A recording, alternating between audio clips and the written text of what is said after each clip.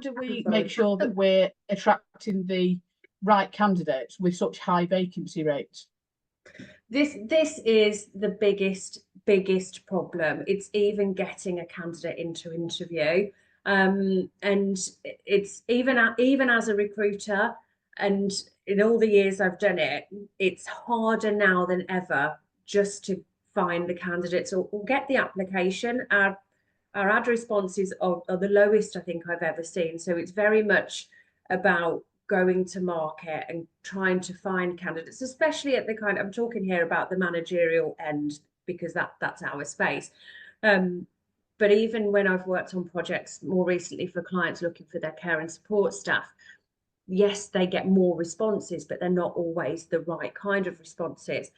So it's a very candidate short market. Children's residential services, I think it's a common, everyone knows in the industry just how dire that market is. It's exceptionally hard to find qualified registered managers. So when I'm speaking to clients, it's what puts you above your competitor, because this is still business. Yes, we're in a health and social care sector, and it's very emotive, and we want to add more to society and give people a better life.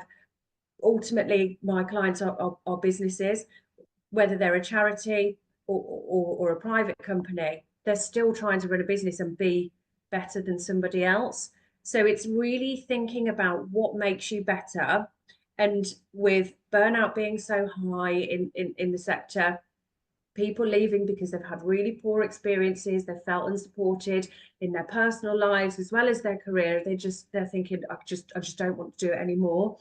As an employer, it's vital that you're selling yourself as an employer of choice. So the biggest thing candidates come to me about, it's not about the money. It's am I going to be happy in this job? Am I going to be trusted to do my job? Am I going to be supported to do my job? So how as an employer are you going to position yourself in the market as somebody that can meet those kind of those requirements? And that comes from word of mouth from existing or ex-employees. It comes from your reviews online, if you're able to have reviews online. It comes from how you market yourself, your CQC and Ofsted inspections. So it is all encompassing, as well as how much overtime are people expected to work, how much on-call are people expected to do, have they got a deputy manager to support them, what's the senior leadership team and what's their involvement in this person's day-to-day role, how much autonomy is this person going to have, and really living and breathing those employer values, not just saying we will do this, we'll do this. How are you actually living and breathing them? Use case studies from your existing employees.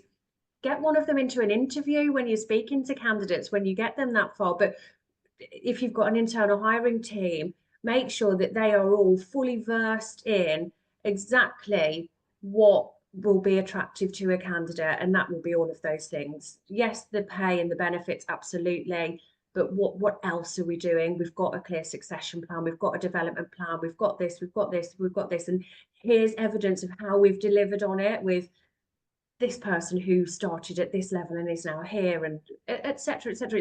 It's all well and good having values, but it's getting across how you live and breathe them. So yes, I know us recruiters are annoying when we want to sit on a Teams call with you for an hour to get under the skin of your business, but this is exactly why we need to understand why would someone want to work for you? Why? And if you can't sell that, or if your team can't sell that, you're fighting a losing battle. You need to have this kind of golden thread through the business where everybody understands why they should want to work for you and why they should be coming to you as opposed to the care home or extra care service or supported living service down the road. And everyone should be able to articulate that in a really confident and proud way. And if you're living and breathing your values, that bit is easy. It's just giving the people that are doing your recruiting, whether it's your recruiter, whether it's your internal team, whether it's your managers doing it themselves, the ability to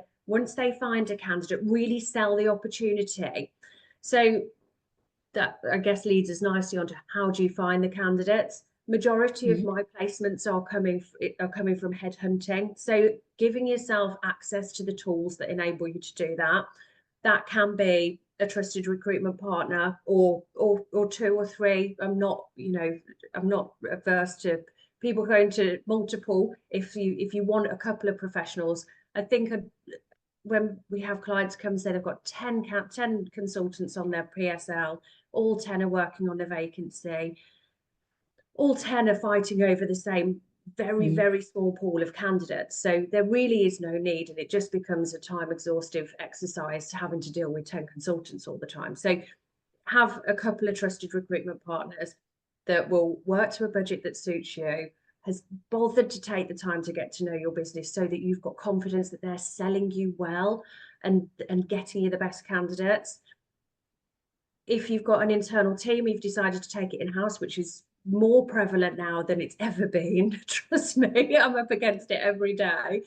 So I get it. I know that it's happening, and that's absolutely fine. And just it's ensuring that every single person in that internal talent acquisition team is passionately selling what you're about and has the access to those candidates. So you can't expect them to find candidates by just letting them post an Indeed advert. Invest in that Indeed CV search option, invest in LinkedIn Recruiter Lite so that they can actively go out and headhunt, but give them the tools to be able to do it effectively. Teach them how to use Boolean searches, teach them the keywords, tell them who your competitors are and who you would like to see candidates from. So I'm giving away all the recruitment secrets here. So you are, yeah, you really are, Stacey. but we are, I'm very passionate about the sector, and it's a very, very tough market. I don't believe that by having internal talent acquisitions teams that as recruiters are going to go out of business, because there's a place for us in the market. But it's about having the tools to find the candidates. When you are writing your adverts, highlight your benefits first. A registered manager of a service will know the duties of a registered manager. Yes, they'll want to know the state of the CQC, they'll want to know the size of the service, the size of the team, but ultimately they will want to know, well, what's in it for me, because that's what they're there for. Yeah, and ultimately that's human nature, isn't it? And Yep. I think one of the key things that I always come back to is those stories. It's great to have on paper what all of these things are, but if you've got people, and whether it's through website, whether it's through social media, however you're sharing those, sharing the stories of real people in your world that are seeing the benefits of these, speak far more for what you do than an advert on a piece of paper will do. Absolutely. Great. Okay.